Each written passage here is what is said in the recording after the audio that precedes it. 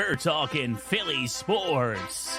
The Philadelphia Phillies are 2008 World Champions of Baseball. And New York sports. Ball game over. Yankees win.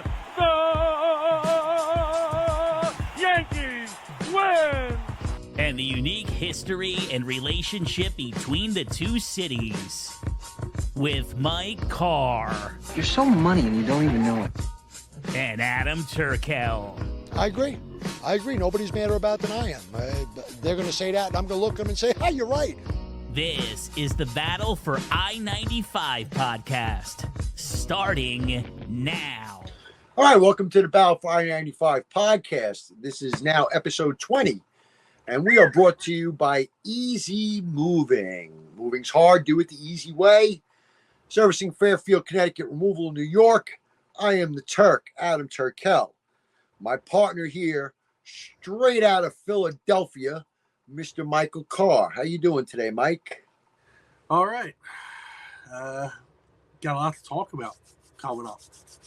We do, and we'll start with what I think is the obvious topic, which is Major League Baseball, now in its playoff stage. Yeah. So as the regular season ended, the Yankees tried real hard not to get the 1 seed, but did. Philly finishes with the 2 seed on the national side. Yes, sir. We already have most of the wild card round decided already, as both of our teams prepare to host the first couple of games of the divisional series. Now, on the American League side, much to my joy, Houston was swept. Baltimore was swept, which means if the Yankees don't get to the World Series, it is an utter disappointment, and I never call for people's jobs. Aaron Boone will have to be fired because the path is there. They're playing Kansas City, who they were 5-2 against. Then they're playing Detroit, who they were 5-2 against. You have Aaron Judge. You have Juan Soto. You have Garrett Cole. Go do your fucking job. What the hell was that about? What are you doing here? That was cool. That's not cool. Put me back where I belong. I didn't do it. I mean, what are we doing here? Jeez. But that's the story in the American League, right? And as the Yankees prepare to take on Kansas City, and Detroit will be playing Cleveland, who probably has the best bullpen in baseball. And that's probably the only team on the American League side, Mike, that worries me, because I remember what the Yankees were like in 96, 98, 99 with that bullpen. If you weren't ahead after 6 innings, that was lights out. You weren't winning that game, you know?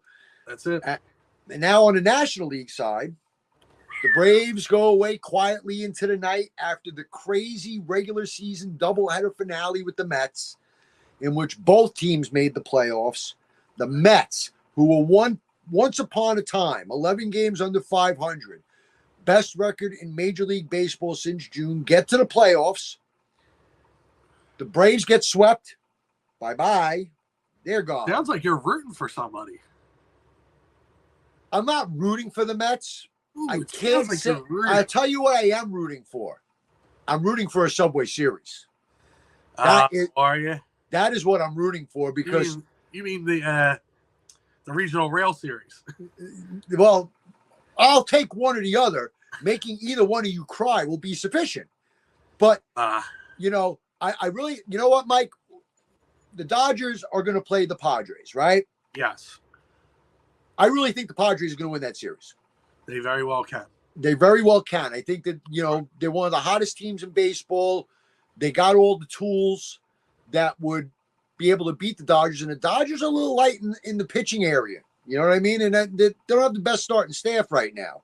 So, but in your case, in the lovely city of brotherly love, you await Game 3 tonight, as the Mets 1-1 with the Brewers will play Game 3. Now, the Mets win Game 1, and then yesterday have it under control, at least so we thought, with a lead into the 8th, and that may have been their chance. That was it. Because Milwaukee comes back and wins the game, puts up a 4 spot in the 8th inning and wins going away 5-2. And now you got game 3 tonight. So, Mike, I want to ask you, from the Philly side, you're the 2 seed, stumbled a little bit towards the end of the year as you came out of the gate. Your team has had 9 days off now. What are your thoughts? Who do you want to see? Do you want the Mets or do you want the Brewers? All right. So this is what we've been waiting for since we started the podcast. I kept saying wait till after the All-Star breaks. We got past that. And we got to the end of the season. We won the division. On paper, we're screwed. Because we didn't do very well against the Brewers. We didn't do very well against the Mets. The Mets, without Francisco Lindor, took 3 out of 4 from you guys at the end of the season. Yes.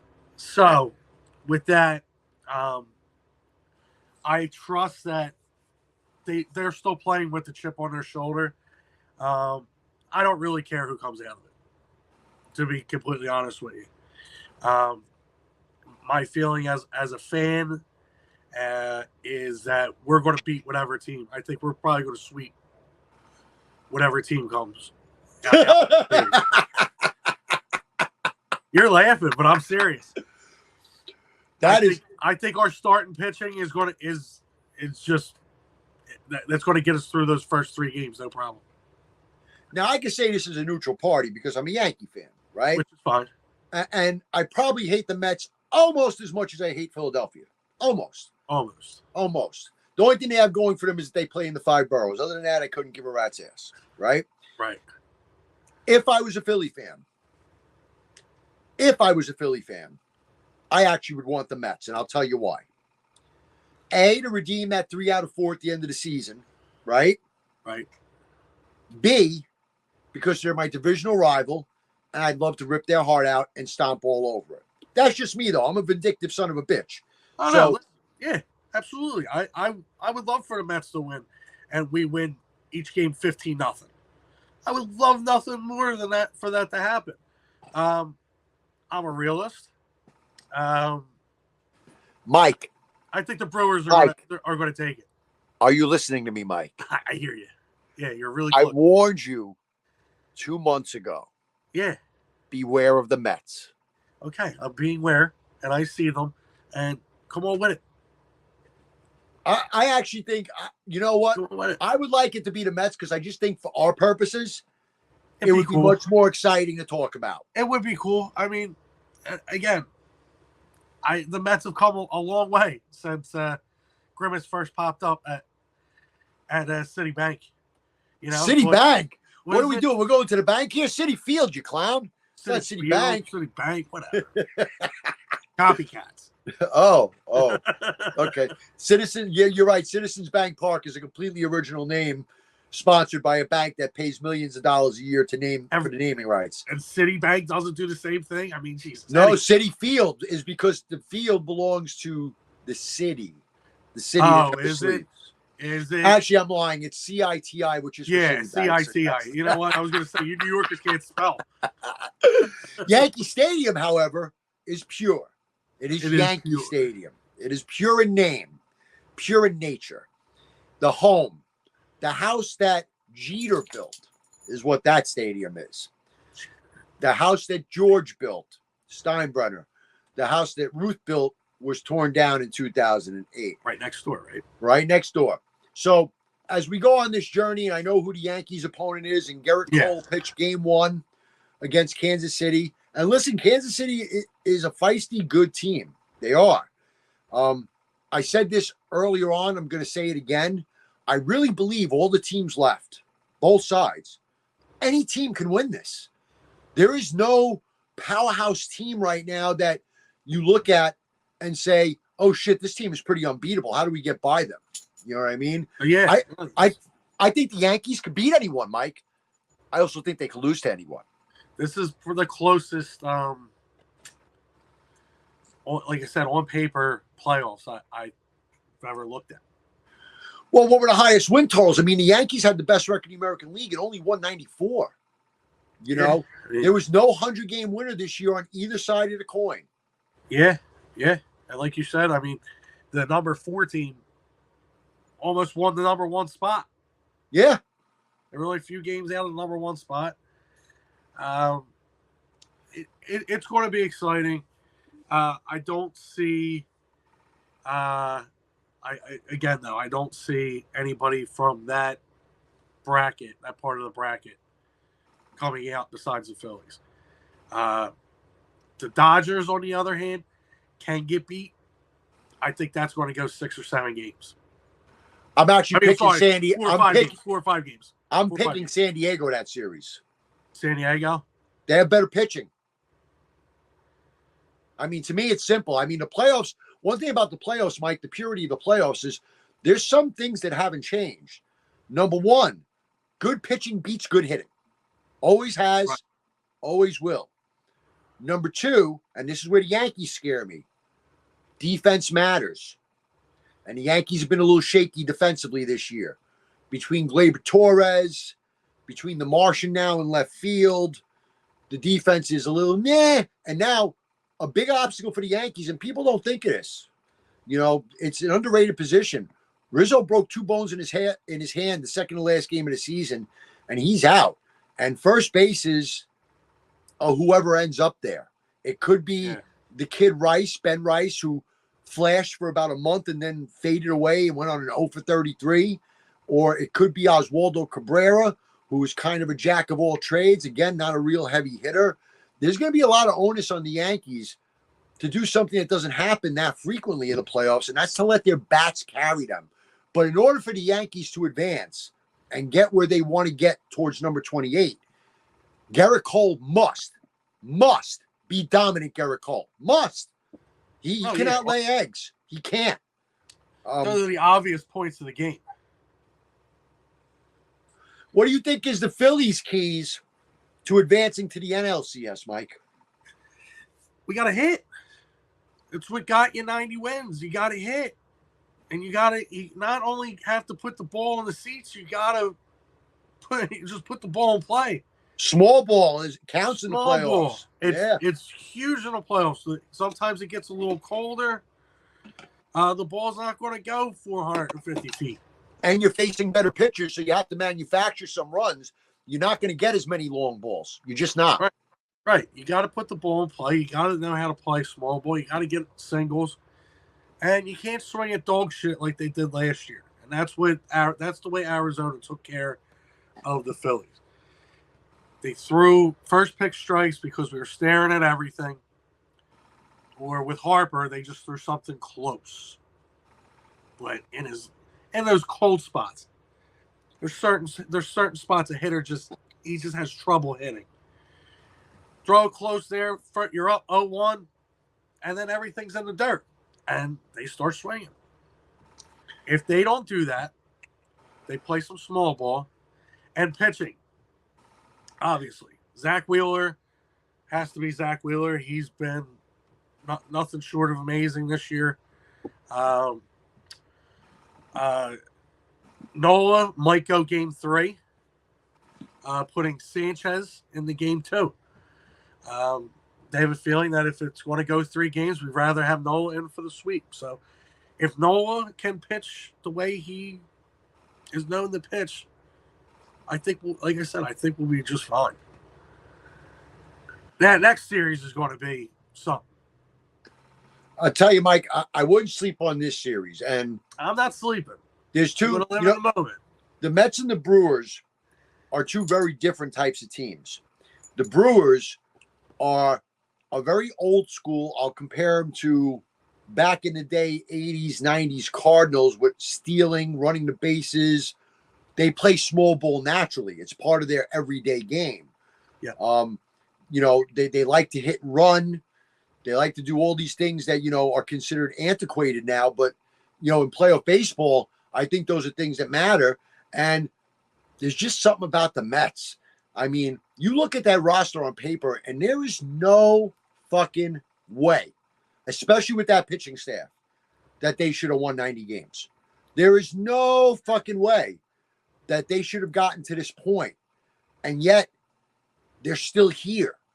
And I would be worried about a mojo thing. You know, they seem to have this fighting mojo about them that every time you think they're out, every time you call them done, they don't go away. It's kind of like what you saw Rocky 2, right, Mike? Yes, I did. It's one of my favorite movies. Okay, so remember the scene where Apollo's in his office and he's setting up the fight with Rocky and he's trying to put on the publicity against him, the negative publicity, and Duke is like, we shouldn't do this, and he's like, what are you afraid of, Duke?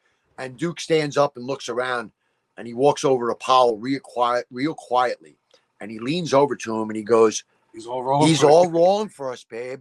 I seen you beat the man like I've never seen a man get beat before. And he kept coming at you. That's what the Mets remind me of. The Mets remind me of that. And the Phillies are 6-7 against them this year. Yeah. I'm sorry. No, it's the other way around. The Phillies are 7-6. But I think that the last memory is what stands. Losing 3 out of 4 without Francisco Lindor in the lineup. Yeah. And games that you needed to get the 1 seed. You know, so it's not like the Phillies went into that, all right, we're going to rest guys and this and that because, you know, we wrapped everything up. No, you guys wanted to get the 1 seed and they needed it to stay alive. And their best player was out the whole series. And somehow they come away with 3 out of 4. And I don't know, man. Again, I'm a Yankee fan. I would love to see either you or them at the end of the rainbow if my team can get through our end of the rainbow. But, man, don't be looking forward to the NLCS, Mike. You got some things to do first. Yeah, well, we got to get them first. So, and then you not only have that, but like Frankie likes to say, the revenge game. You got the Reese Hoskins revenge game if the Brewers make it. Here we go! Here we go! Well, there's always revenge games of every kind, you know. Oh, yeah. Now, while we're talking about baseball, right, and we see what's coming up, and we'll know next week by our next show, we will already be in these series. I think we'll be the Yankees' first game is Saturday. Do you guys open up Saturday also? It says so far we open up Saturday. Okay. So both teams open up Saturday, so there'll be at least 2 games played, maybe even 3 to that point when we get our recording in, and we'll be starting to feel our way through it. We'll get more to that. I think we'll be in the middle of recording when they don't have a time yet, but the Phillies play Tuesday. That's game 3, right? So if Wednesday when we usually record, we'll know. It could be which way the series is going. Remember, these are only 5 best of 5s now, so that could be a closeout for somebody that day. Yep. You know, I would think the Yankees will probably be in prime time because they're the Yankees. You know, they get the primetime games. Yankees do have 6:30s and 7:38.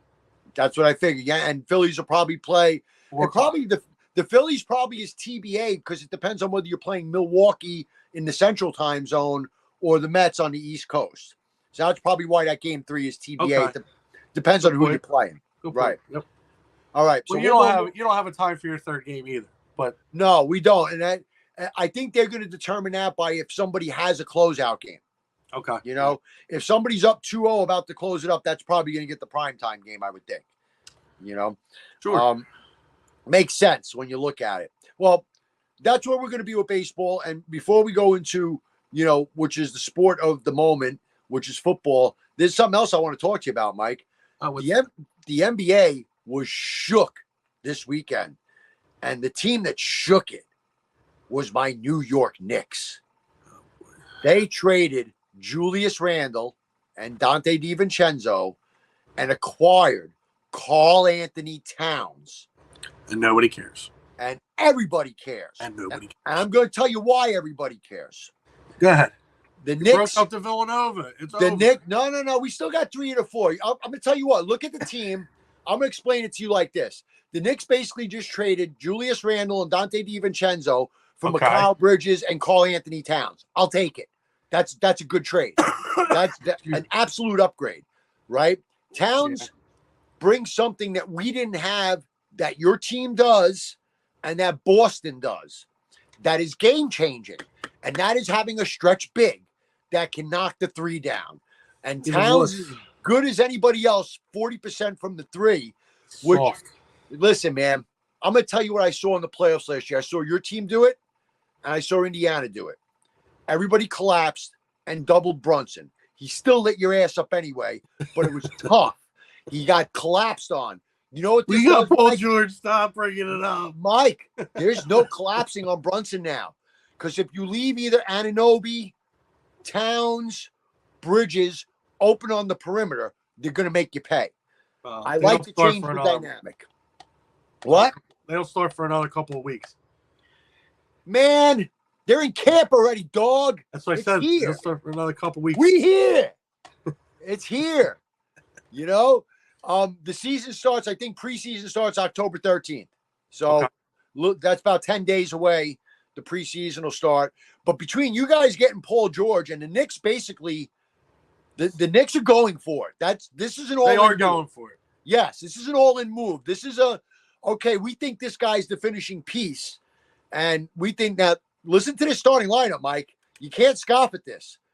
Brunson, Bridges, Hart, Anunoby, and Towns. Dude, that is solid. That is solid in every way. So the Knicks make this big move, and I think the big news about it, more than the move itself, which was big. And listen, I feel for Julius Randle, and I want to say this on our program right now. Thank you, Julius. It's because of you the Knicks are back. You came here on a contract when the Knicks were still the dog of the league, where nobody wanted to come play here. You single-handedly carried us to a 4 seed into the playoffs for the first time in over a decade. You single-handedly, all you did was just be an all-star and an all-NBA player that enabled us to get Brunson, that enabled us to be on the path we are on now. So while I'm a little sad to see Julius go because he really is what brought us back, you have to give to get. And Towns is from New York. I don't know if you're aware of that. Not only is he from New York, but he's played for Tibbs before, so he knows what's expected of him on this team, to play defense, to not be soft. He knows that. He's a Knick fan, grew up a Knick fan. So this is an all-in type of move that you make when you think you can close the gap and go win it. And I'm happy they did it. I think it's a great move. I think the East is going to be a lot of fun between our three teams, being Philadelphia. I hope so. I hope we just add to the fun. I think you and me could agree to this, though, right? I hope they just add to the fun. Fuck Boston. Fuck Boston. Right. I So, believe the other kind of green. yeah. So we'll be united in that way because we both say fuck Boston, and that's enough of that fucking team winning. I'm done with it. And I want to see them get unseated. And I think the Knicks and the Sixers, and I think for both teams, this is the similar thing. Health permitting. It's always. For you with Embiid and George, both with injury history. For me, with Towns and Anunoby, both with injury history. I think that health depending, both teams will be able to really contend with Boston, to really be their equals. And let's just see where the chips fall. You know? What do you think about it, Mike? I know you're talking shit about the trade, but you got to admit, did you see what the Knicks did with the cap? The whole league is pissed off at them, the way they circumvented the cap to make it happen. No, what did they do? Oh, my God. Howie Roseman got involved. Signing trades of these little no-name players that they brought into summer camp to equal up the salary, followed by releases, getting a third team involved, basically paying them to take a player's salary that they can just cut. Oh my God, it was masterful. Leon Rose put on a master class of how to fuck a salary cap. Wow. Yeah, I mean, go read up on it. It is actually really impressive. You scratch your head and say, wow, that bastard is smart. Because the Knicks shouldn't have been able to get Towns. Towns is making $50 million, dude. Yeah. You know, they didn't have the cap room for him, but by doing everything they did and being able to stay under the first level, quote unquote, salary-wise when the trade went off, and they literally had to wait for a player that's in season in Europe to finish a game so the team could release him for one day. So the Knicks could sign him trade him, get cut, and go back and play for his European team. Mind blown. Craziness. I bet you other teams are going to follow that moniker. Absolutely. It's the same way with, the way Howie Roseman restructures contracts. But the NBA is more relaxed on their salary cap. It's because there's multiple tiers of salary cap. Bird rights lets you sign a guy no matter what, even if you're way over the cap. Right. If you exceed tier 1, there has to be a certain salary gap between the two salaries involved in the trade and the transaction. If you're at tier 2, a player like Towns is tier 1 because of his salary. Right. So they had to get an exact match of his salary. It couldn't be. That takes work. And that takes work. So Randall's salary, DiVincenzo, these other little pieces that they threw in it with Charlotte, for Charlotte to trade him, this guy, so they could trade this guy to make it match. It's just, I was reading about it yesterday and my mind was blown. I was like, oh my God, the hoops. That's why it took 4 days for the transaction to finalize until yesterday. Right. Because of that guy in Europe who was still playing. They had to let him finish his game so he could be cut for 24 hours. How great is that? That is just masterful. Flyers pulled something off like that this year too, but that's another story for another time. And and hockey's in camp also now. So, we're getting close to hockey season. And, when it comes to hockey,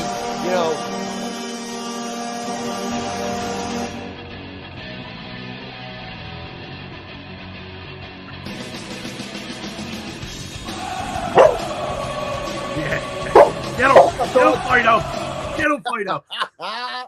Dogs barking at my dancing. They don't like me dancing either. But with hockey season coming, the Rangers are probably going to be, if not the favorite, a top 2 favorite in the conference. The Flyers have rebuilt a little bit different looking team now. They have. They got this kid from Europe. They're saying he has the ability to be the next guy. You never know. They say that every year to us, I feel like. But goaltending, Mike, that's everything. We have a goaltender. We had no defenders. You got to stop some shots from getting. You got to stop. He can't stop them all. When he's stopping 50 shots a game, he gets tired. Yeah, I'd be tired too. That's exhausting. Yeah. But yeah, I'm excited. We're approaching the sports solstice where the apex. Yes, the apex. All four major sports. Yes, are going to be playing at the same time. Yep, and you get a little taste of that, and that's the time of year when, I don't know about you, but I got multiple screens going. The Jets are playing while the Yankees are playing, and in the playoff game. And let's talk about football now. We're here. Sure, let's go for it. Oh my God. Okay, so the first thing I want to say before we talk about football is we all apply to this. No. We suck again. Absolutely. It was god awful. Oh my God. Every game made us say, what the fuck? I couldn't believe all 3 games. And when I'm saying 3 games pertaining to our teams, yours, mine, and Douchey Frank's, right? Yes. So we'll start with the Jets. Okay. Yeah, they play first. Yeah. Well, we'll start with the Jets because I have to vomit some. 10-9. So, in a game where Bo Nix throws for 60 yards, right, in a pouring rain, the Jets look terrible. Now, the defense was okay except for stopping the run, which has now been a problem all year. Your vaunted defense couldn't stop my old ass from running for 4 yards. What are you doing? I mean, in the rain against a rookie quarterback, they're running. Now, I've been saying all year, this team's detriment and downfall is the head coach. And I say that as a coach. And here's the perfect fucking example, Mike. The Jets get down to the 1-yard line. Breece Hall's had a terrible year. He's constantly dancing in the hole. He doesn't explode to it. And he's like 5'8", 195 pounds, right? Yep. You have Braden Allen, who I've been praising all camp, who is 6'2", almost 250. And you give the ball to Hall 3 times. I mean, listen. He's a better back. No, Mike. Fuck you. Fuck you. You have a 250-pound running back who always falls forward every time he hits the pile, and you're not a smart enough coach. You're not an intelligent enough coach to know that this is a rainy, fucked up weather game. We might not get down here again. We have to give the ball to the biggest fucking guy that gives us the best chance to get into the end zone on his own. On his own. Because Hall is not that kind of back, even when he's playing his best. He is not the bang it up the middle guy that is pushing people backwards. But Braden Hall has done nothing but show that's exactly what he is since preseason. And your stupid ass, Salah, can't even fucking recognize that. Are you fucking kidding me? Seriously. This shit is not that hard, Mike. This is not rocket science. This is football 101 intelligence, man. So you have a game where Rodgers throws for 2.25 and looks very mortal. Historically, Rodgers isn't great in bad weather, even when he was in Green Bay. He's not great in snow. He's not great in rain. Some quarterbacks just don't get the same feel for the ball under those circumstances. The Jets' offensive line was dick, absolute ass, sacked 5 times, not opening holes. And listen to this, Mike. This is my favorite part of the game. So it's bad enough you don't give Braden the ball down close and get the touchdown, and you settle for a fucking field goal, right? That's not bad enough. They do bring him in, Allen. And the ensuing drive, he has 4 touches for like 30 yards, and they take him out. I mean, the coaching idiocy that's going on with my football team is sickening. Now, the season's not over. It's 2-2. This is a devastating loss because this is a team that you're an 8.5-point favorite at home against. And you put on a dog shit performance at home in your own fucking building against a rookie fucking quarterback and a head coach that just fucking met him 10 minutes ago. Right? So somehow you allow this to fucking happen and you lose this game. I don't know, Mike. I know I've been bullish on the Jets saying that their talent's going to overcome the head coach. You don't say it's happening now, huh? Man, he might be so bad that they can't overcome him because the obvious doesn't get done. The simplicity doesn't get handled. I am still waiting for a screen pass. Still. Against a team that is blitzing you left and fucking right. You're not even considering. Dude, not even considering calling a screen. I think Rodgers is frustrated. I think he's frustrated with everything going on there. And I think the Jets have absolutely no choice but to trade for Devontae Adams, who now just became available. No choice. Yeah. And I'll tell you what, if they lose to Minnesota, and if it's a bad game, they have to fire Rob Saleh Monday. Don't even let him come back from England. And you have to do something. And this may be the craziest fucking take ever, Mike. There's only one guy right now that can take over midseason that can change culture. Because you're not going to change the play calling. Hackett's still going to be there even if you fire Saleh, right? The defensive scheme, Olbrich has actually been pretty good. You're not going to fire Olbrich either, right? You got to bring in a head coach that can change the culture. He's a guy who doesn't like your organization, who never has. He's a guy you're going to have to give an obscene amount of money for him to look past that.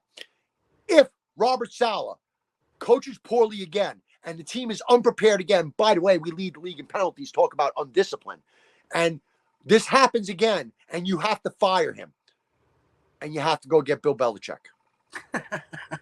I can't believe I'm saying it. But it's the only coach available that's not under contract that has that type of cachet that can change a culture pretty instantly. My dad was saying the same thing about the Eagles. Now, we'll get to your team in a second. We got plenty to say about your fucking team, okay? Listen, bring it on. Yeah, we got – no, I'm sure you probably got more to say about it than I do, right? Because you're an Eagle fan. But what I saw from the Jets this week wasn't sad. It wasn't a bad game. It was a completely unprepared, undisciplined team, poorly coached, not even doing the easy things the easy way. And that is fucking unacceptable. It is unacceptable. It is unacceptable that you don't even know to put in the bigger running back when you're at the goal line. It's unacceptable. It's unacceptable that you don't throw a screen pass in the pouring rain against a team that blitzes you constantly. It's unacceptable. These are things that are unacceptable. The Jets are in trouble. Minnesota's a good team. Not what I thought beginning of the year. Then they got Buffalo, who looks like the best team in the league for the most part right now. Most complete, I'll say. And then they got Pittsburgh. This is a pivotal point in the Jets season right now. And if they don't figure this shit out, they're going to be 2-5 really fast.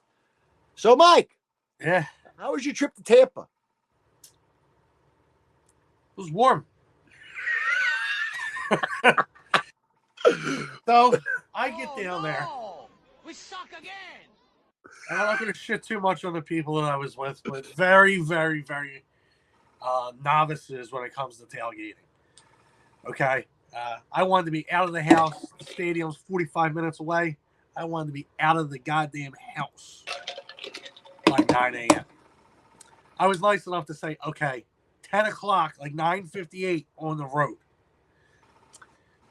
Almost 10:40 we got on the road. And have you ever been to Raymond James Stadium? I have not. I have not been to Tampa Bay in a trillion years. So, very much like a mixture of Green Bay and Philadelphia. They have a little complex, but all the parking lots are on small streets. Can't find any fucking parking anywhere. So I wasn't able to tailgate. Not starting off good. I was going to say, that's not the way you want to start your day. Not starting off good. Yeah. When I'm shotgunning beers waiting for people to go to the bathroom. Not a good start. So, start walking up. We get to our seats, and it's the middle of the first quarter. Tampa just scored to go up 14-0. And I go, all right, I'm here now. I can start throwing my little zings and zangs at them, and Nick will get it. Nick will hear me from up here. By Nick, I mean Nick Sirianni. No, he didn't. He didn't hear shit. Yeah.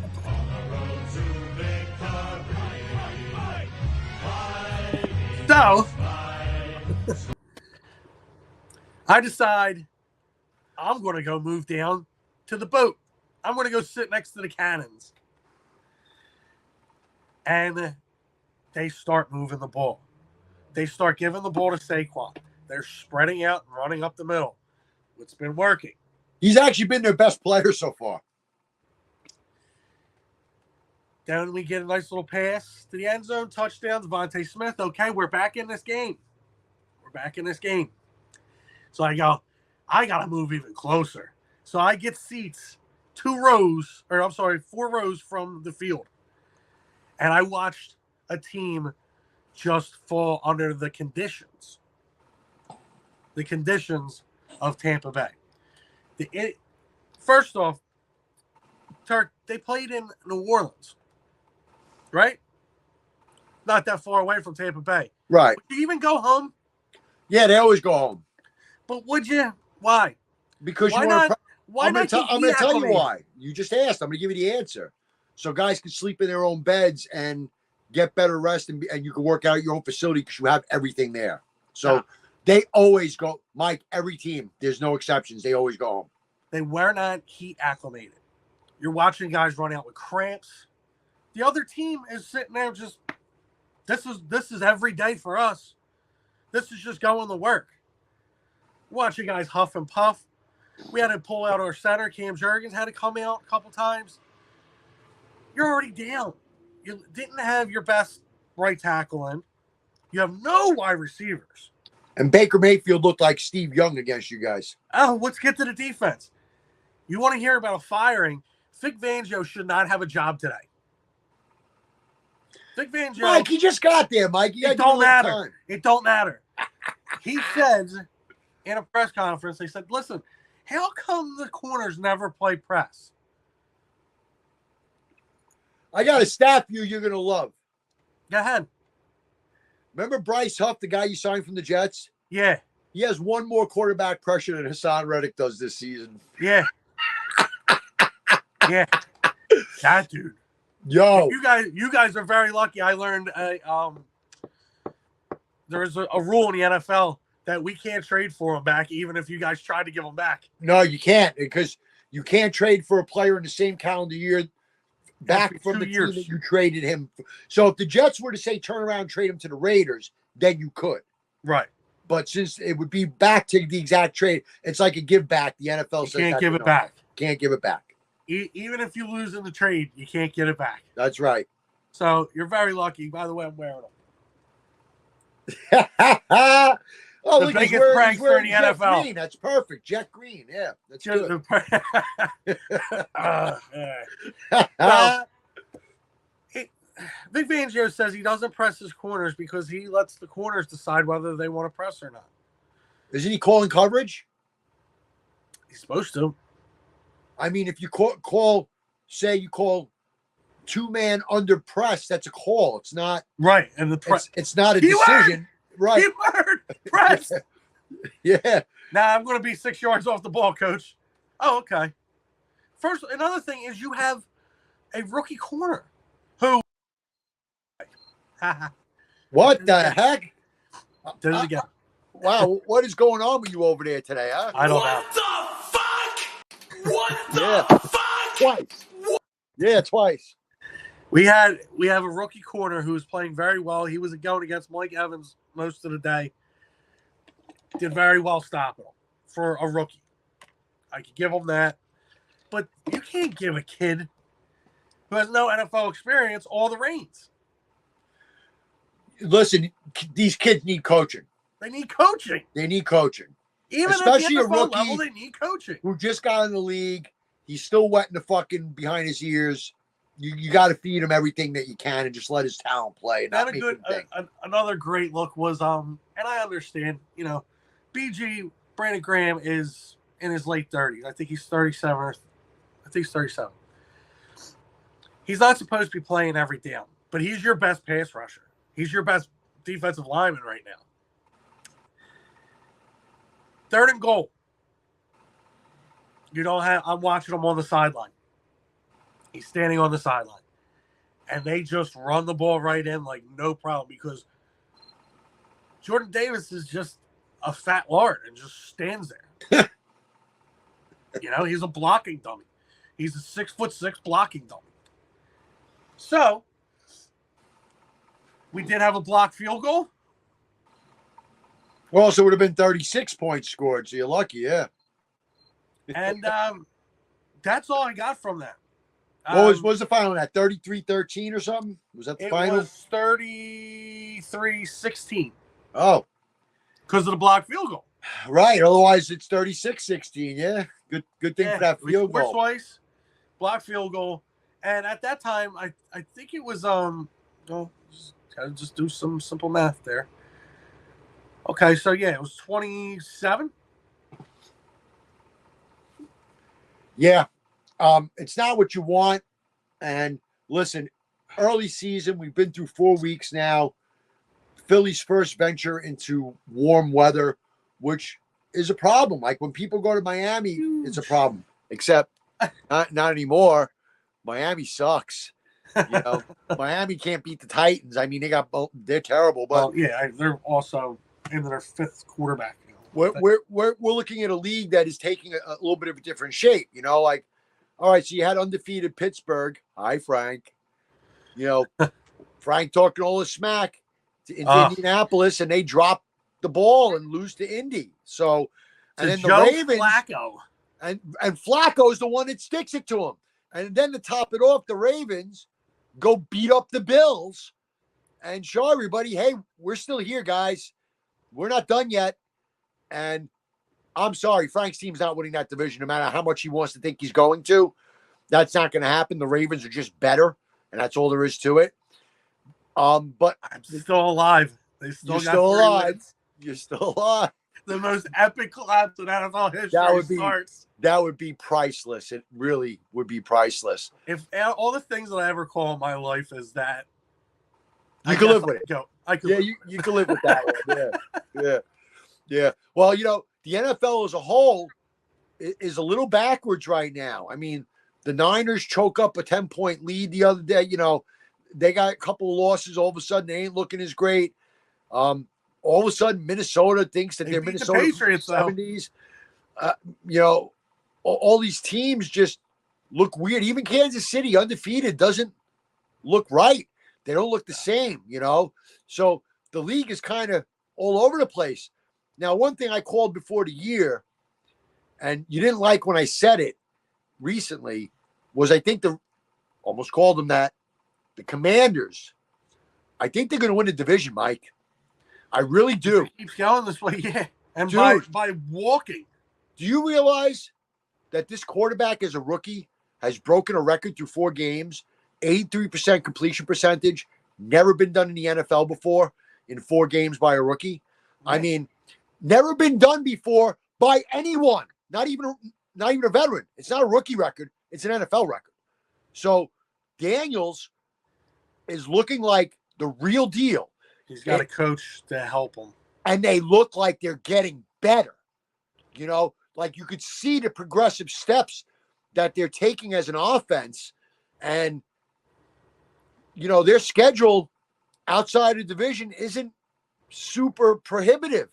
I mean, they can go win 12 games, man. And if they go win 12, especially since Dallas looks like, I mean, Dallas is playing with nobody this week.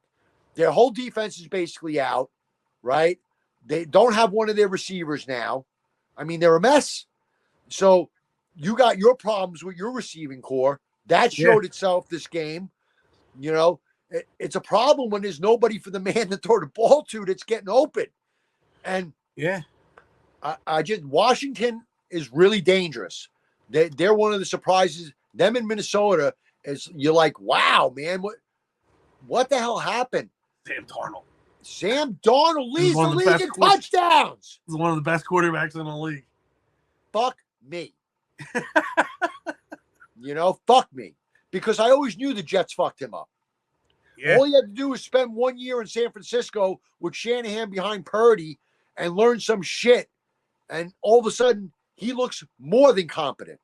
You know, he looks like a good quarterback.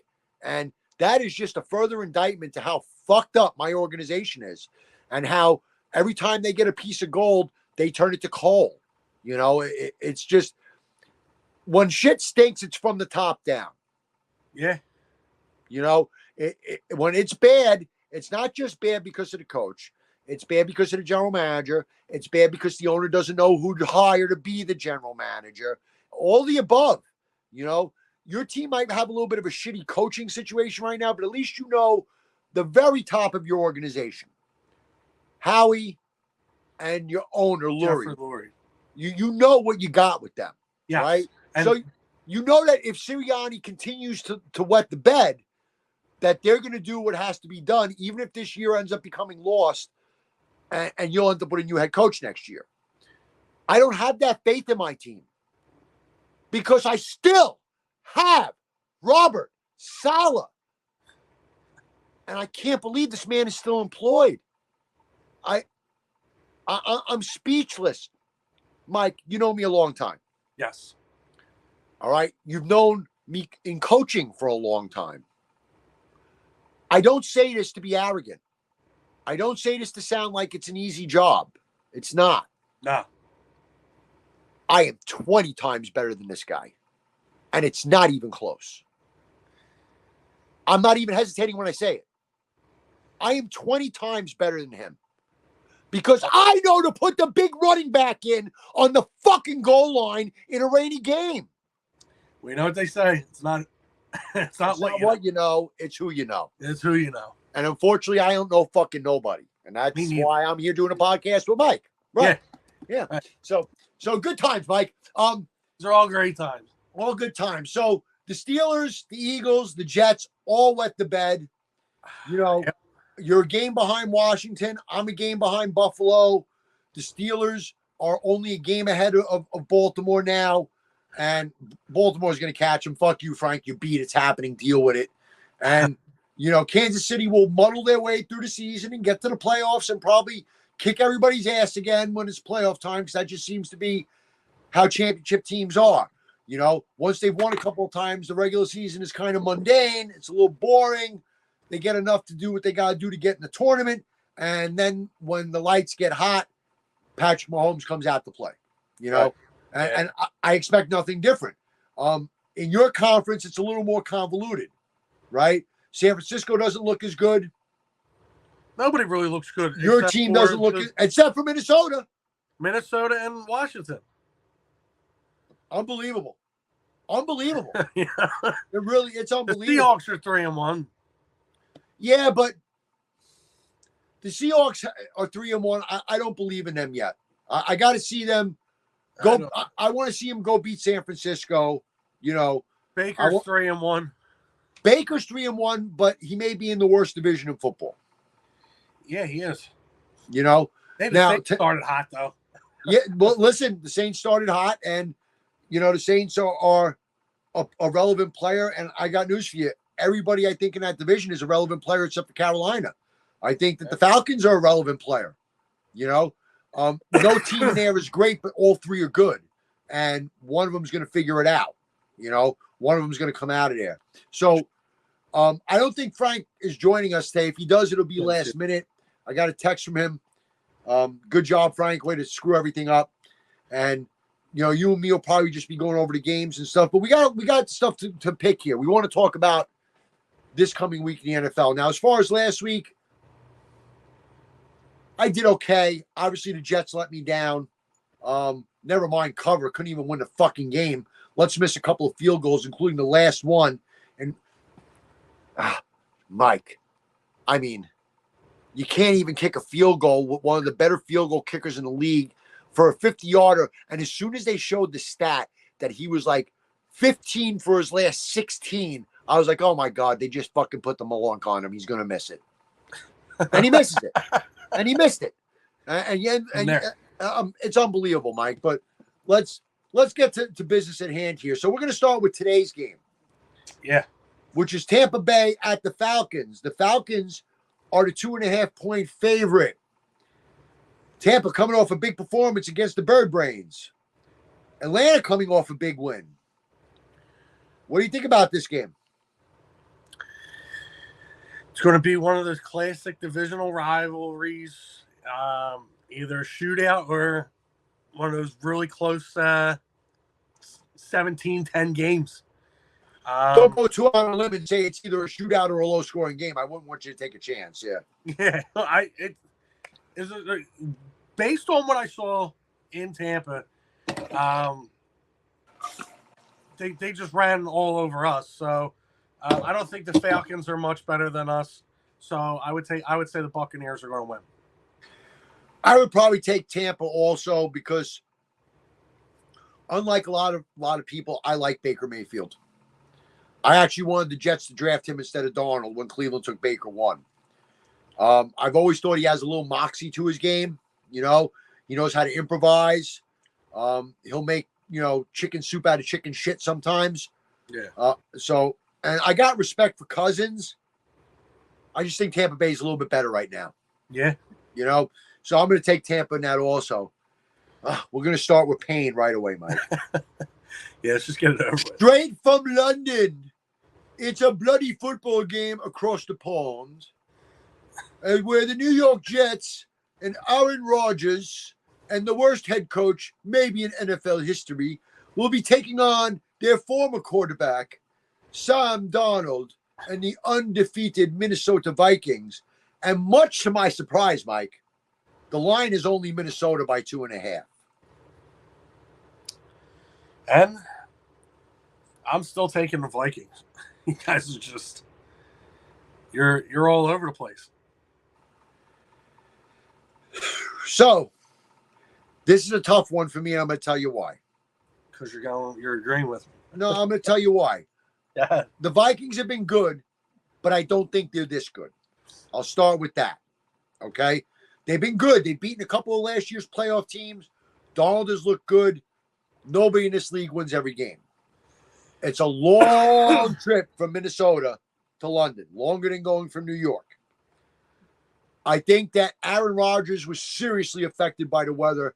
I went and looked at after the game. Mike, he's terrible in bad weather. He just is, I guess maybe his grip on the ball, whatever it is, he's not as good in bad weather.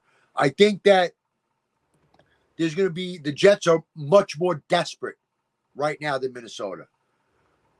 I shouldn't pick the Jets. I'm going to pick the Jets. And I'm not going to pick them as a fan. I'm going to pick them on percentages that I don't think Minnesota's this good. I don't think the Jets are as bad as they played last week. Factoring in travel, factoring Rodgers is going to be better in bad weather. I think we're going to talk like a close game, 28-24.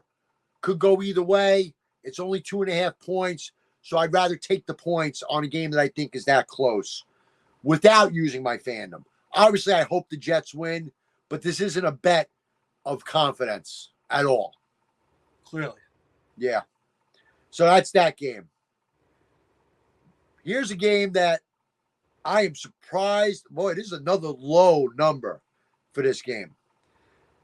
The Browns, who have looked terrible. Terrible. There's no other way to put it. Terrible. Are going to Washington to visit Mr. Daniels' neighborhood. And the spread is Washington 3.5. Before you say a word, Mike, yeah, I'm giving the points. I'm taking Washington. Are you fucking kidding me? This should be 5.5, 6. This shouldn't be 3.5. I agree. I think, especially we have the Browns the following week. You might have seen the end of Deshaun Watson. You said that last week too. This is the end of him. The problem is they didn't re-sign Joe Flacco. Who's going to play? You go find somebody just to go tank. Ask Minnesota. Ask Miami how that's working out right now. And go tank. Well, it's not looking good for Cleveland right now. That's for sure. And what's Brady doing? I heard he's terrible at announcing. Well, if you ask me, the biggest problem for Cleveland in this game is the Deshaun Watson factor. He's been terrible. I mean, there's no other way to put it. And they don't have a viable backup. Viable backups are important nowadays. And as Miami, again, how smart was it to save $3 million letting go of Mike White? What? Yeah. I mean, it's the stupidest thing they've done so far. So anyway, that's that game. Let's go to a game now that is of interest to our douchey friend. The Ravens are only 2-point favorites going to the winless 0-4 Bengals, who look like their old nickname, the Bungles. Baltimore looked damn good against Buffalo. And I think Buffalo's a lot better than Cincinnati. What do you think?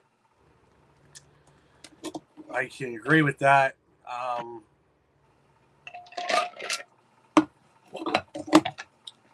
I don't know how this one. I'm really iffy about this. I'm going to take the Bengals. What are you going with, the due factor? You think they're due? Yeah. Due to play a better game? Yeah. They can't be this bad. Yes, they can. They're one of the more talented teams. Not on defense, they're not. They're still not scoring. I think we see them light the lamp a little bit this week. I'm going to take the Ravens for a simple reason. Against Buffalo, it looked like they got their shit back. Derrick Henry ran for 199 yards, and the read option was devastating. And as him and Lamar get better at that, it's going to be harder and harder to stop. Derrick Henry is a man amongst boys. And I think that they're kind of figuring out how to play together. I hope Derrick Henry runs for another 200 yards. He did great for me this week in fantasy. Dude, he might. He really might. I'm all for it. Considering that and how banged up Cincinnati is defensively, I got to think the Ravens are going to beat the hell out of them on the offensive side of the ball. And let's not forget the Ravens defense is pretty good too. And Cincinnati's looked like shit. So I'm going to take the Ravens and I'm going to give the points. I got no problem giving 2. This is a weird NFL year, so I'm going to stick by it with the Bengals. Okay. Here's another weird game for you. The Bills, who looked great until last week, against Houston, who so far not as good as we thought. But Houston is the favorite by 1 at home. Bills. Simple answer. Yeah. The Carolina Panthers are going to Chicago. What a fucking terrible game this is.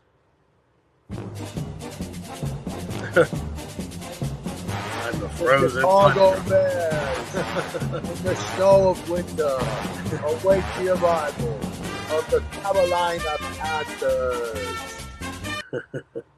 The Bears are a 3.5-point favorite, which again I think is low.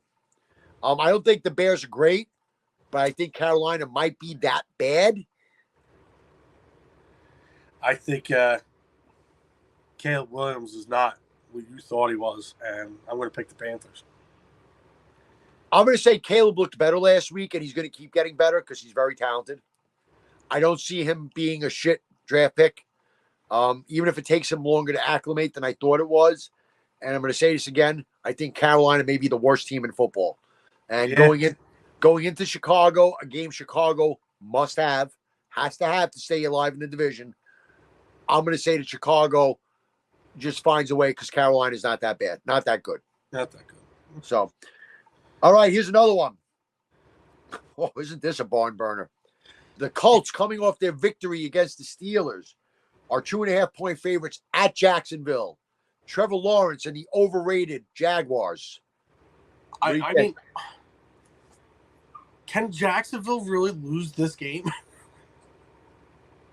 The Colts aren't that bad of a team, Mike. They could. But the Colts haven't looked good all year up until last Until week. they beat Pittsburgh. But we all know Pittsburgh's not that good. Wow.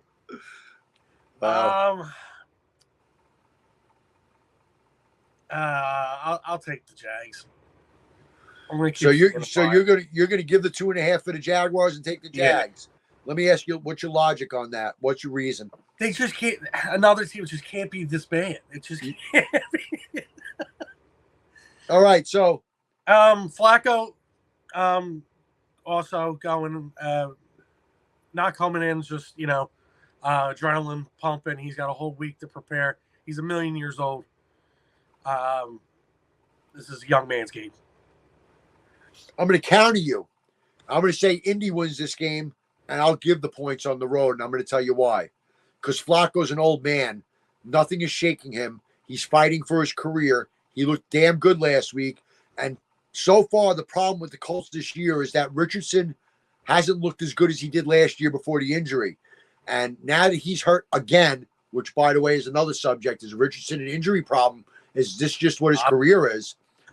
I think that this team is going to be better with Joe Flacco than was with Richardson. And I expect them to make the Jaguars take another L. I think Trevor Lawrence is grossly overrated. I think his hair looks better than his football stats. This is true. And I think that I don't know, if he's ever going to recover. I really don't. So we'll see. I'm going to take the Colts. You're taking the Jags. We'll go to head-to-head on that one. Next game, barn burner. Battle for the basement, where everybody sucks. The quarterbackless Dolphins visit the rebuilding Patriots. The Patriots are actually the favorite by 1. Miami looked terrible against Tennessee last week. Terrible. New England has been, with the exception of the Jet game, they've looked okay. Other than the Jets blowing them out, they've looked okay. 1 point, Mike. What do you think? Patriots. It's just so tough to win in the NFL when you got to go deep into the depth chart for a quarterback. It is. But I think that this game is an advantage for Miami, and I'll tell you how. With the exception of Hundley's going to get better. He got there, I think, 10 days before playing last week, right? Right. So Hundley's not terrible if you remember him from Baltimore. He's okay, right? Right. I think that Miami's going to get a little bit better. I don't think they're going to be, I'm talking 7-9, 7-10, maybe, type of team. But I think Miami's going to find a way to win some games. And I just don't think, again, like I said about the other game, I just don't think New England's that good. I really don't. So I'm going to figure that Hundley's going to have a little more chemistry with his receivers. Miami's going to look a little bit better. And considering New England stinks, I'm going to take Miami and I'll take my 1 point to go with it. All right. So we'll go head-to-head there. Next game. Interesting game. Divisional game. The Cardinals visit the suddenly not looking great 49ers. And it's a damn big line. It's a whole touchdown, 7 points. For the Niners. For the Niners at home. I'll take the Niners. I don't know if they cover that 7 points though. We all took the Niners last week, and that didn't work out too good. Oh, I believe we may have a sighting. We do have a sighting. I think we may have a sighting, though. I see. We're gonna have a 45-minute sound check. Yeah, no, it's. I don't even see his face, so he must be using McDonald's Wi-Fi again. But when I see his face, I'll add him to the program. So yeah, the 49ers are tough to pick right now. They really are. They're kind of all over the place, and Kyler Murray hasn't looked that bad. I think that's a really big number to cover right now, the way the 49ers are playing. Debo's out. He's not playing. We just found out McCaffrey has a double Achilles problem. Yeah. That's not great either. I think the Niners are going to win the game. I can't give 7 points. I got to take the Cardinals and take the 7. So me and Mike doing a lot of head-to-head this week. Yeah. Frank, I can't see your screen. I'm not putting you in the room until I can actually see you. Let's see if we can hear him. We're going to see if we can hear him. Wait a second. Let's see. Frankie, can you hear me? No, sound check. What a bastard. All right. So that's where we are in that game. Next game. Another battle of the bulge type, but this is an old school NFL matchup.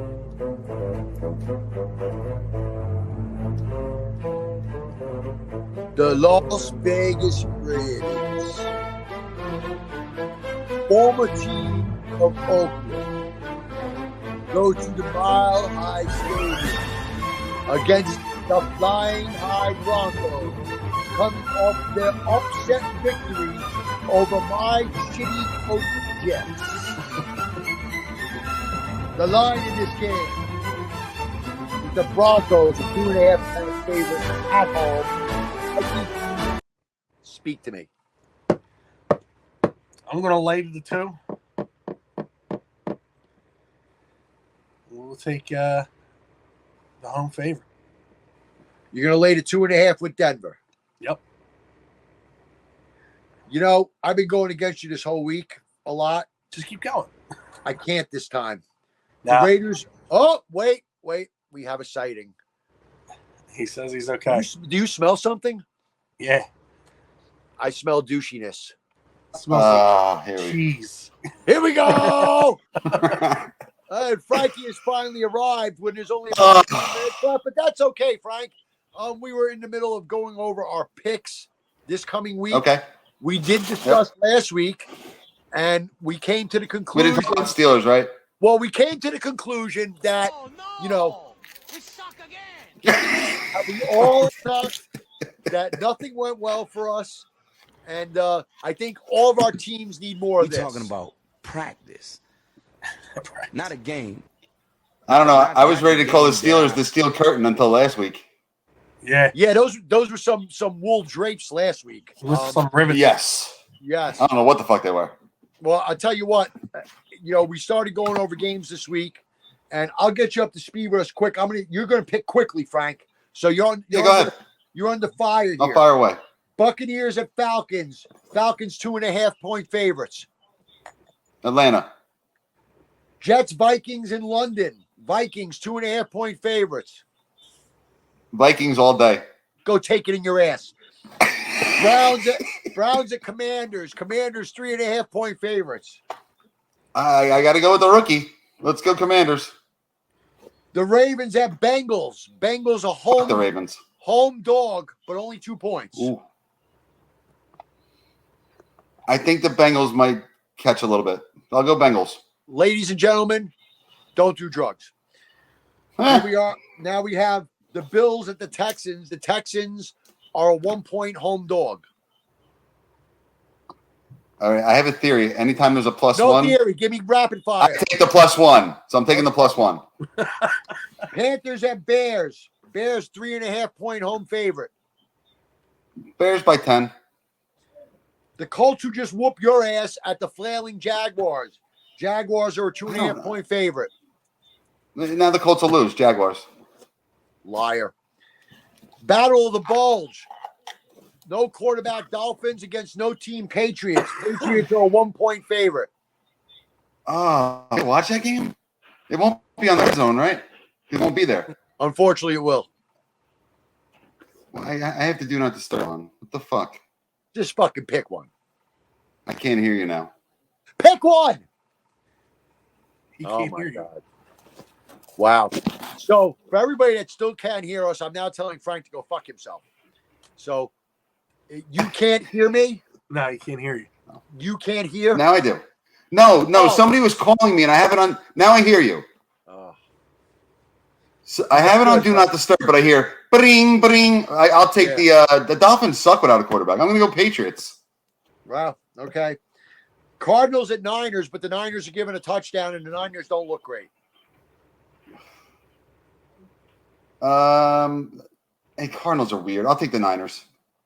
And now we just got to the Raiders go to Mile High Stadium to visit the Broncos coming off of their fucked up, poorly coached win against the Jets. And the line on this game is 2.5 for the Broncos at home. I got to go Broncos. I do too, just because the Raiders are in disarray. Devontae Adams wants to trade, which he'll end up with the Jets. He wants to go to the Steelers. No, he doesn't. He actually said the report is he wants to go to Jets, but he's open to other places. He said Jets or Saints. He wants to go to a quarterback he's played with before. Right. Either Jets or Saints because he wants either Carr or Rodgers. Right. But we all know that where he really wants to go to is homeboy. We know that. So now we get up to speed and we get to Giants at Seahawks. The Seahawks are giving 6.5 points. This is an interesting game because of the spread. Mm-hmm. I don't know what to think. I don't know. Listen, the Seahawks are 3-1. I don't know if they're that good. But I do know the Giants are that bad. Giants are that bad. Yeah, I think the Giants are that bad, but that's a big number, Frank. What do you think? It's a tough place to play, though, in Seattle. Going cross country, I'll take Seattle laying the 6.5. Mike? But it won't shock me. It won't shock me. I'm going to do the same, but it would shock me if the Giants beat them. I'm going to do the same, and I expect the Seahawks to win by 25 or more. Yeah. So I think the Giants. And I think the Seahawks have beaten all AFC teams, right? They haven't played. They've only played one NFC team in their own one. Well, they're going to win one against an That's it. All right. Giants stink. The Green Bay Packers get Jordan Love back this week. They're 3 favorites on the road at the Rams. Mike? I'm going to take the Rams. Okay. I'm not even going to ask why. I thought we were going to free fall something. Okay. Frank, what do you think about that game? All right. Well, our supervisor is a Rams fan. He gave me a stat that Green Bay has not won in LA since 1960 or 63. So I'm going to take the Rams based on the stat alone. Okay, there you go. Based on the fact that Green Bay has played well, even with their backup quarterback, and I think Love is going to give him a shot in the arm. I'm going to take Green Bay. Well, Love played last week, Adam. Did he play? Did he start? He started. He started slow. They were down 28-0 to Minnesota. Oh, right, and then right. You're right. Then they got back in the game. Right. I think he's going to be better this week, so I'm still going to take He will be. Yeah. Here's an interesting This one. Sunday night? Sunday, 8:20 p.m. We have an old-time matchup. I think Mike's going to pick my team. The Dallas Cowboys really having injuries. Whole defense is out. Down a receiver. For the visit, the Wool Blanket in Pittsburgh. With Justin, I turn the ball over field. Oh, give the guy a break. Mike, what do you think of this game? The line is Pittsburgh 2.5, which I'm actually surprised it's that little. I'm going to take the Cowboys in this one. What's wrong with you? You know he hates you because he hates the Cowboys. He does. He hates the Cowboys, and he's like, "Oh wait, I picked the Steelers to go 3-14. They already have 3 or 4-13, whatever the hell he picked." Well, yeah, he said he's looking for the most epic collapse ever. You got one in the one left. Yeah. All right, so I'm going to say this in my view of the game. If Dallas wasn't this banged up, specifically defensively, I would probably take Dallas. But considering they have no pass rushers playing, they're literally both out.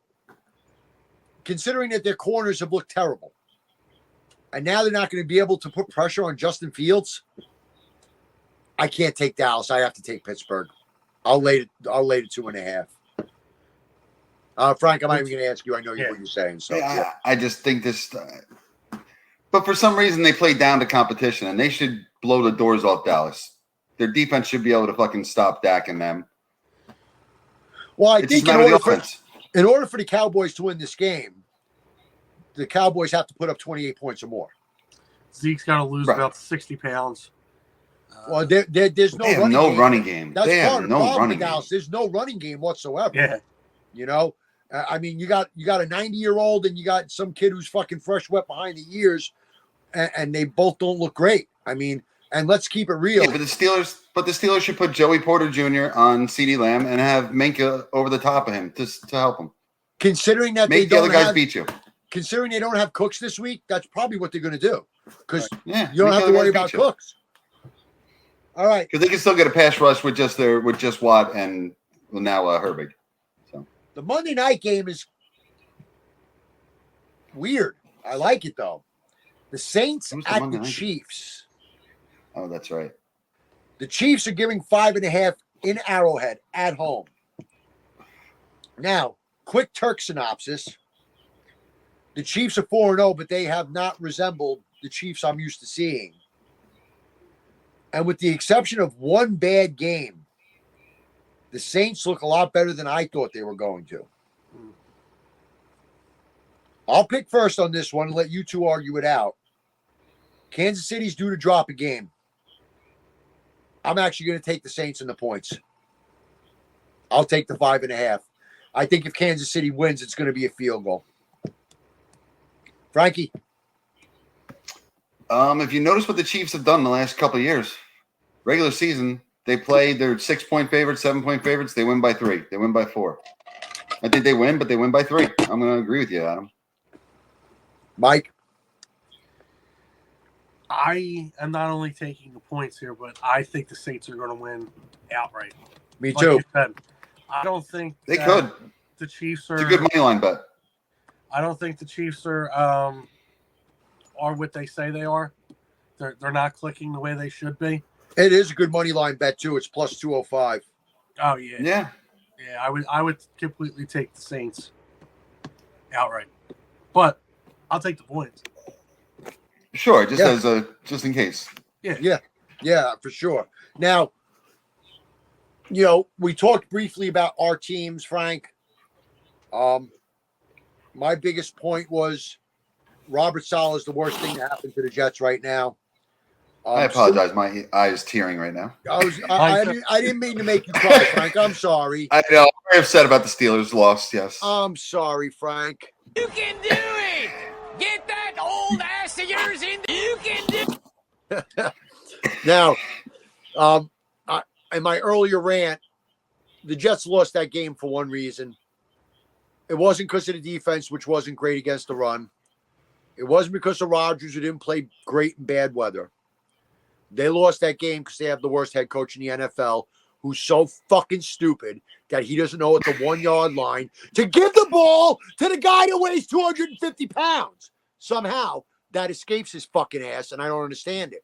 So my faith in the Jets is wavering, but this week is a must-win. There's not going to be any weather issues. I expect Rodgers to have a big game in spite of that. And I don't think Minnesota's really good, but I don't think they're this good. I think Where's this game? Where's that game at? It's in London. It's the morning game. And it's a long ass trip from Minnesota to London, right? So taking all those factors into account, and Minnesota's only 2.5-point favorite, I'm going to take the Jets in that game.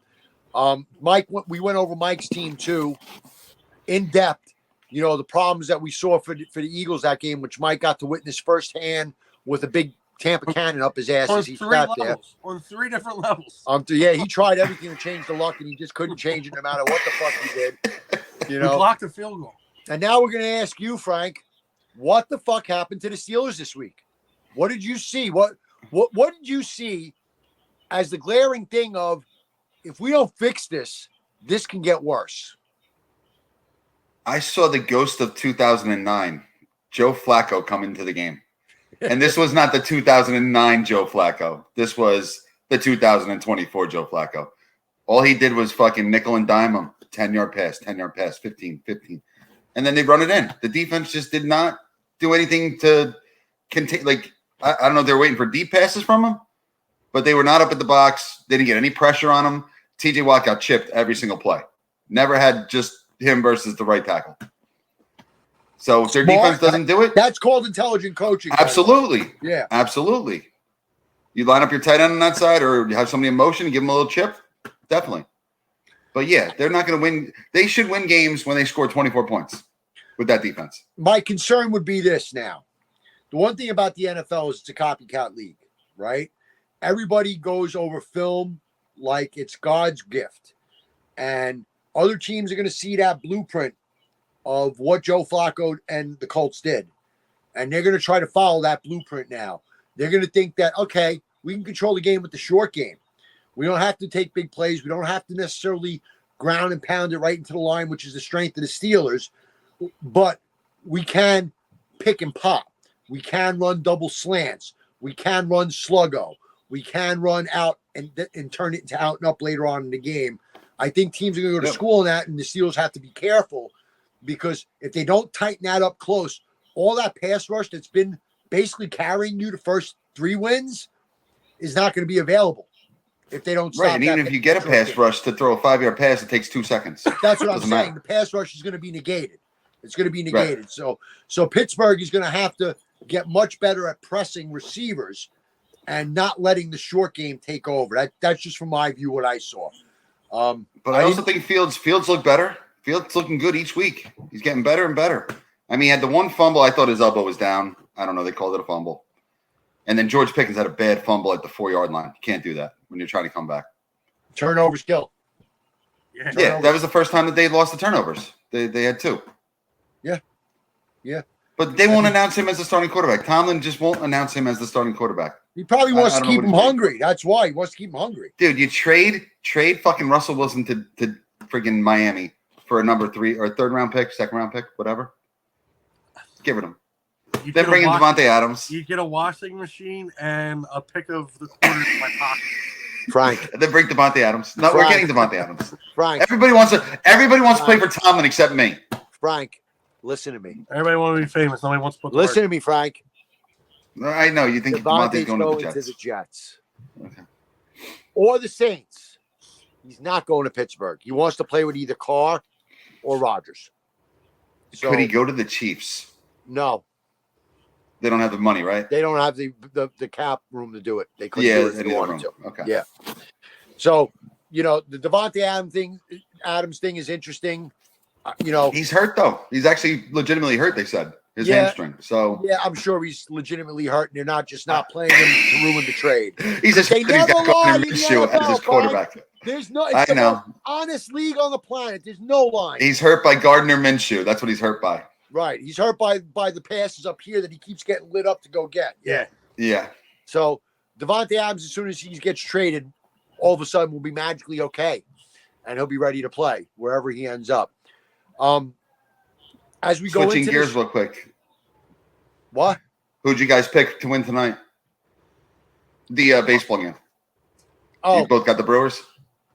I'm taking the Mets. I don't care. Piece of shit against the wall. That's why. This is the true epitome of Philadelphia fear right now that we're seeing, Frank. Let me stay neutral so I don't pick anyone and get my feelings hurt. You want the Mets. You want the Mets. Bring on the Mets. Bring on the Brewers. I don't care. And then Adam also today at work said greet the Mets. Come on. Adam down. also said the Knicks, they're going for it. They're all in. They're I'm sure all you in. talked about that too, right? We did talk about that. And we could bring that up with you briefly. So the Knicks not only make this their second monstrous trade of the offseason, right? They acquire arguably the best shooting big man in the game with a career percentage of over 40. And they fuck the cap situation to do it by signing and trading, cutting and signing. And the deal took 3 days to consummate because there was a guy in Europe who they had to use for the exact salary match. They had to wait for him to play a game first. So that way the team could release him for 24 hours. They could sign him, trade him to Charlotte so Charlotte could cut him and he could go re-sign with his European team. Jesus. Wow. Yeah. Yeah.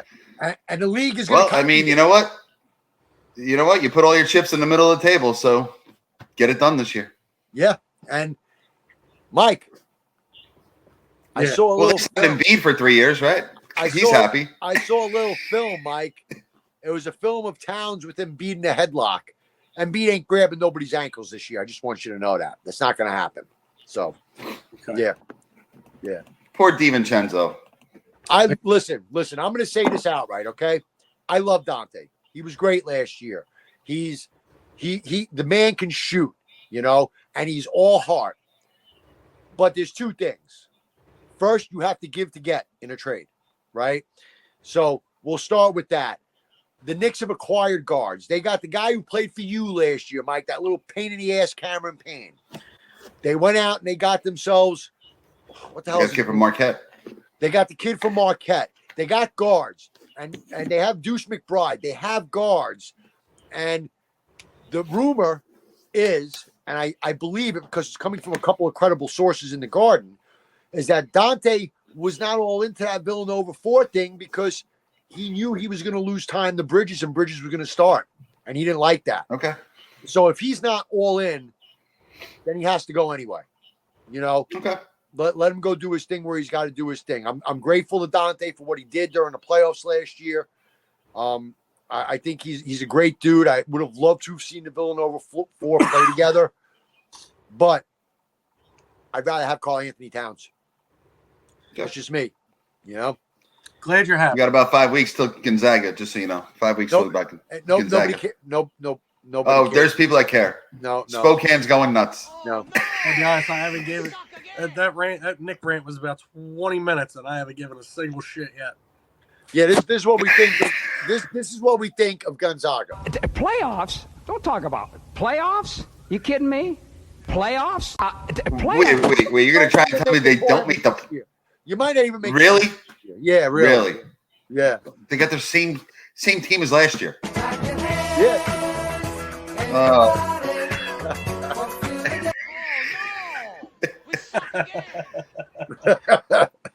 Did you guys give predictions on the other series or no? The ones that are set? What, the baseball series? No, yeah. No, we didn't.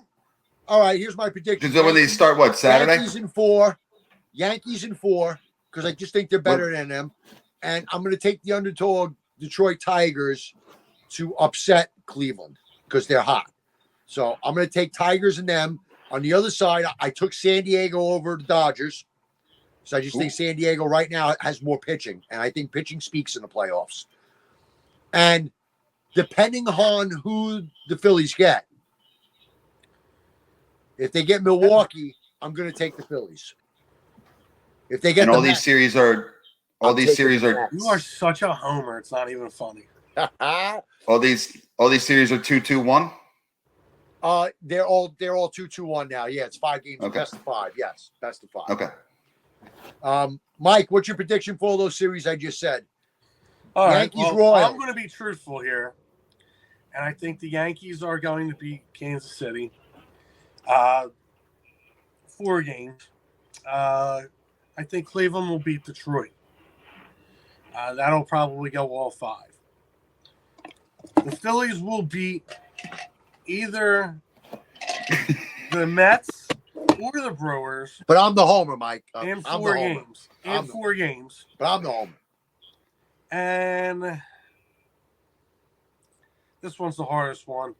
I I'm going to say the Dodgers will win. Dodgers will win in 5. Frank, what do you got? I agree. Dodgers in 5. Phillies will beat the Brewers, lose to the Mets, is my prediction. Me too. That's what I said. Why do I even come here? Because then you can rub it in your face if you win. What the fuck? I actually got the. I think the Yankees sweep, but I'll give Kansas City game 3. Yeah. And then I actually think Detroit. Win. The Yankees win. I'm thinking Detroit might have something fucking Shamrock up their ass. Yeah. And they were like 250 to 1 or 50, whatever. They were at a fucking high number to win the pennant. And my son told me all these kids at Stockton have them to win the pennant. So they're rooting hard. What the fuck's wrong with them? I don't know. I think Detroit's going to win that series too. So what the fuck is wrong with you is the question. Yeah. And all you got to do is win. They win 7 more games. They're in the World Series. You win that pennant. Yeah, well, they're not winning 7 more games. Calm down. I'm just saying they could. It's not happening. Yeah. That dude, the fucking. Brian, do you agree with me? Do you agree with me that with Baltimore and Houston both out now, if the Yankees don't make it at least to the World Series, Aaron Boone has to go? Absolutely. And I wasn't worried about Baltimore. I would have said Houston. Baltimore, they should beat. Well, they had a losing record against Baltimore this year. Baltimore gives them fits because Baltimore can pitch. Baltimore can pitch. Yeah, the playoffs are different. You don't lose in the playoffs. We don't know. We haven't seen them in the playoffs since a million years ago when Jeffrey Mayer. So we don't know. But anyway, guys, that's going to wrap it up for today. This has been the Battle for I-95 podcast, episode 20, brought to you by Easy Moving. Moving's hard. Do it the easy way. Servicing Fairfield and removal in New York. I am Turk. That is a scumbag from Philadelphia, Mike. And our douchey friend who roots for a team nowhere near where he lives, Frankie over there. And we are now saying goodbye. Let's go Yankees. Go Jets. And for the Knicks, go New York, go New York, go. Hold on. Go Steelers. And we could say it again. Fuck the Bravos and whoever's next. But most of all, fuck the Mets. Aha! I could half agree with that, but I'd rather this. That's right. Fuck Boston. All right, guys. We're out of here. Everyone have a good day. We'll see you next time on the podcast. Peace out. Later.